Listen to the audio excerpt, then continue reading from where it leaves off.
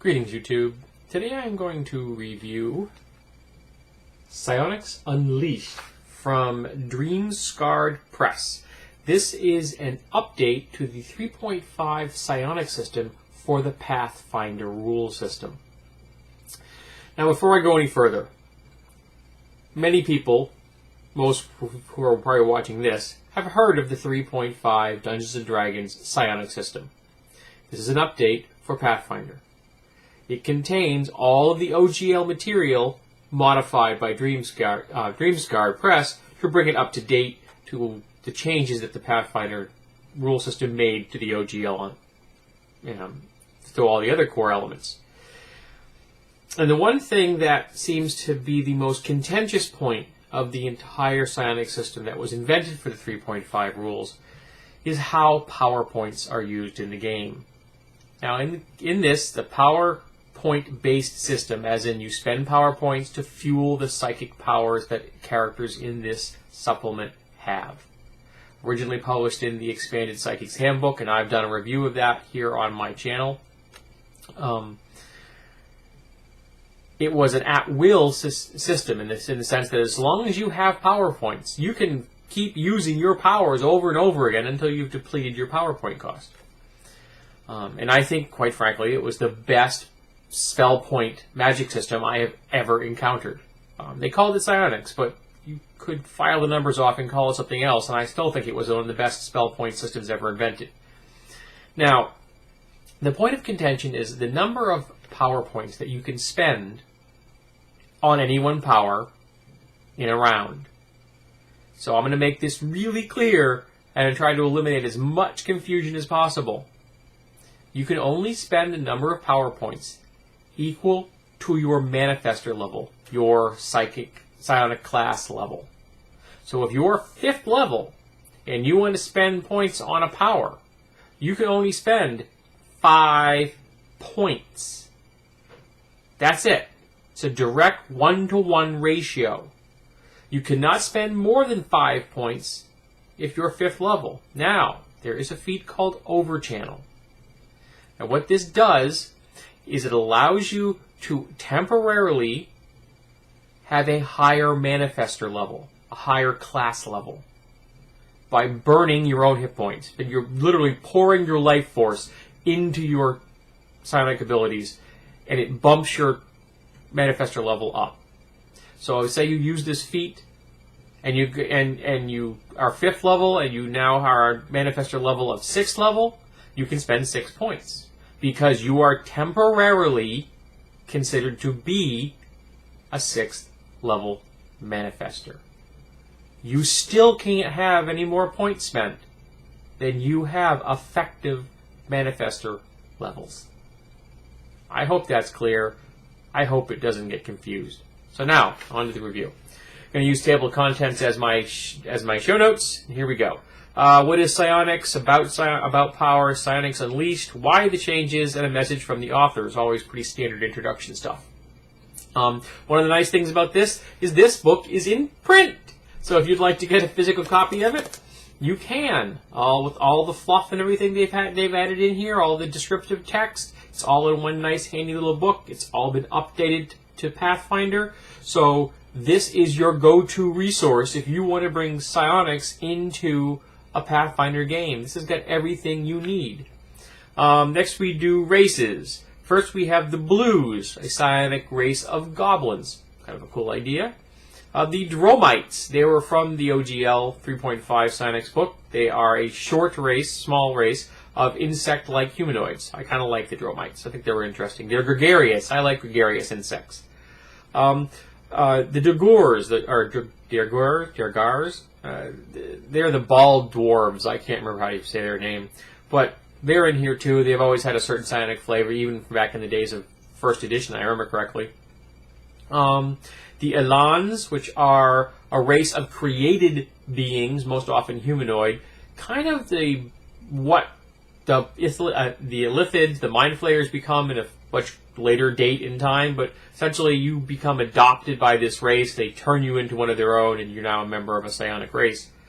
Half giants, these are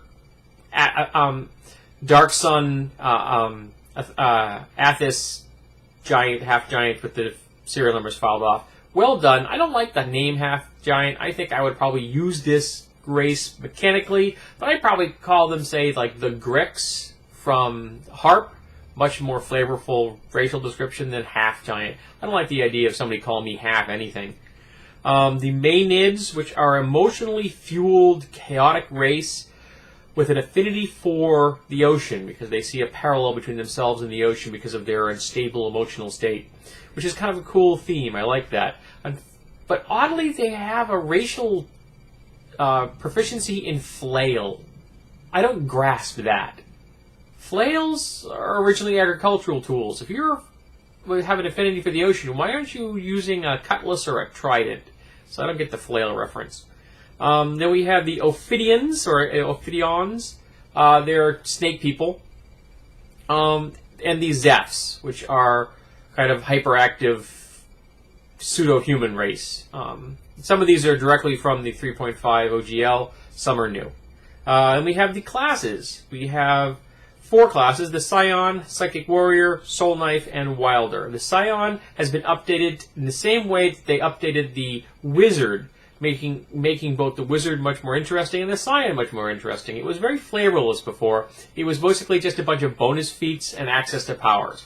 Now, each of the 6 different disciplines that you have to choose from have unique abilities for each one. For example, the Nomads, who specialize in teleportation and movement type powers, they get an ability, so long as they're psychically focused, they can teleport short distances. And at first level, it's like 20 feet. But I think it goes up like 10 feet every level. So at 10th or 11th level, you now have complete tactical control. You can be anywhere in that battlefield at will. That's cool. Alright? That's very useful. Your companions falls down over there, pink, you give him a healing potion.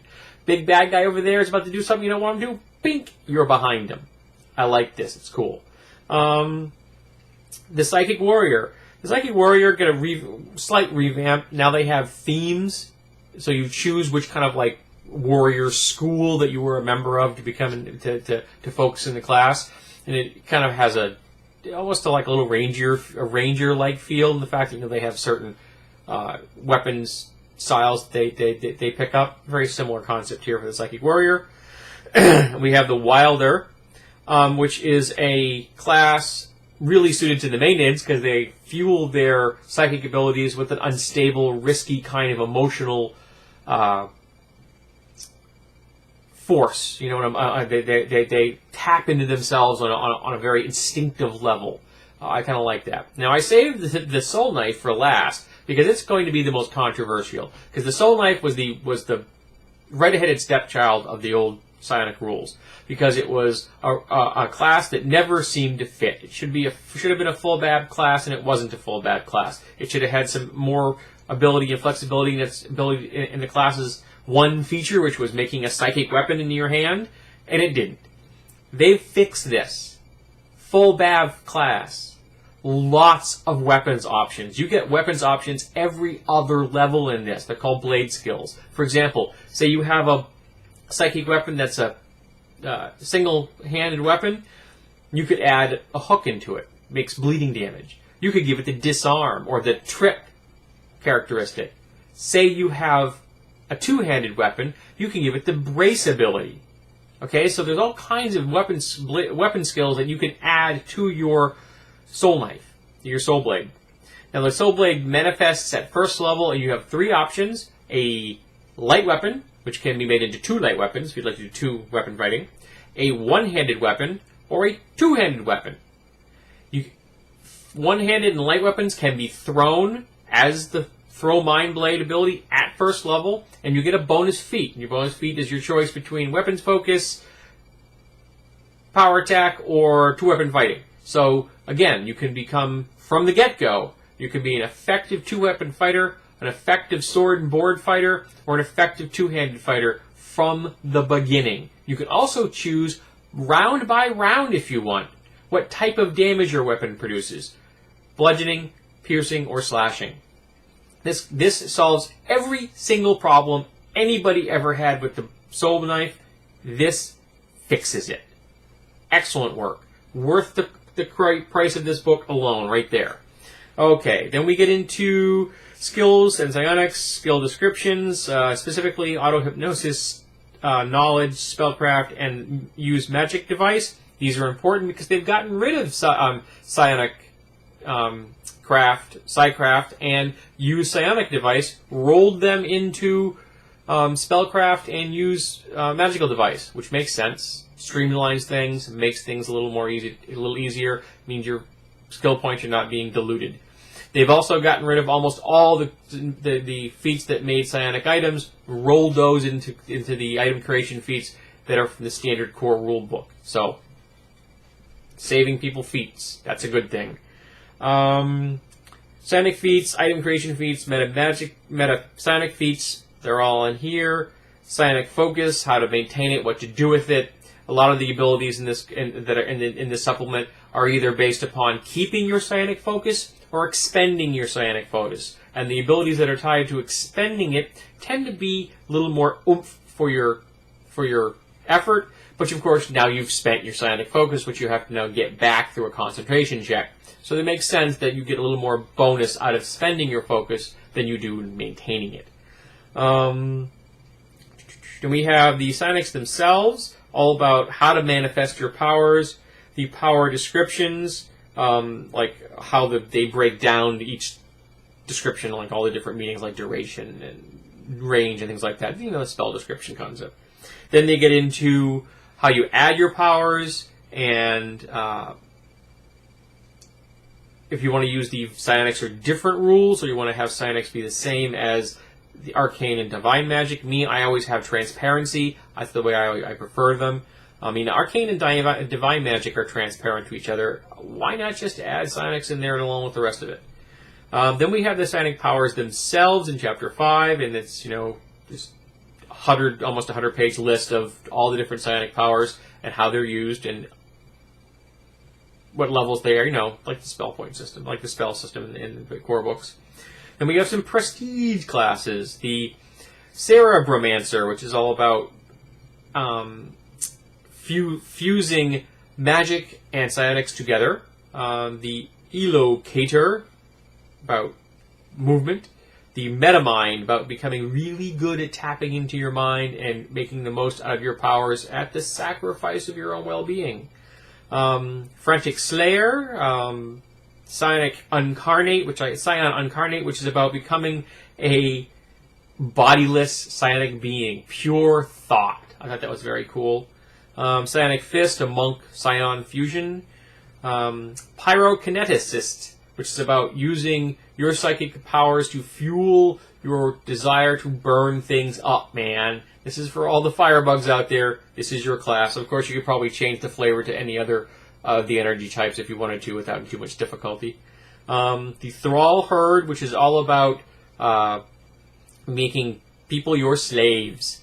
And the Warmind, which is a psionic warrior prestige class for making the most out of your psionic warrior class. I think the Uncarnate was the most interesting to me. I kind of like the idea of becoming a pure psionic being. It's kind of interesting. Then we have psionic items, using items, creating items, the items described in particular, including some minor and major psionic artifacts. I like that. Then we have a selection of psychic monsters, like, for example, all the stats on astral constructs, because there are some psions that can make astral constructs. Which I've always liked the astral construct. I thought was kind of cool, the whole idea of just being able to form ectoplasm into a being that would serve your whims. That was kind of cool.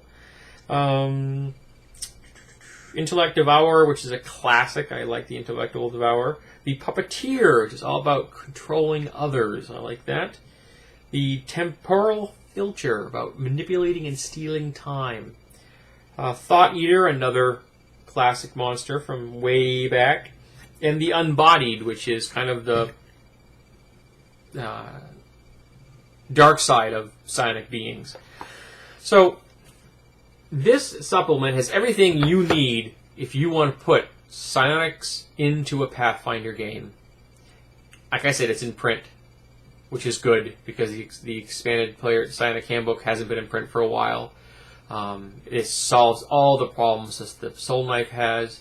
It brings more flavor to all of the Psionic classes. The Psion, to me, really shines now, but it's not just a boring clone of the wizard. It's each of the disciplines really has their own flavor and their own variety, and there's a lot of flexibility here.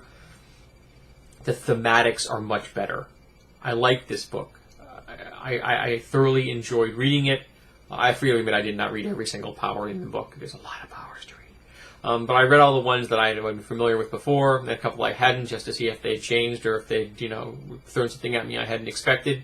And I think they did a good job all around. Dreamscarred Press did an excellent job with this product. I can't give them high enough praise. I'm glad we have this book now. I think that the Pathfinder rule system needed it, and now they've got it.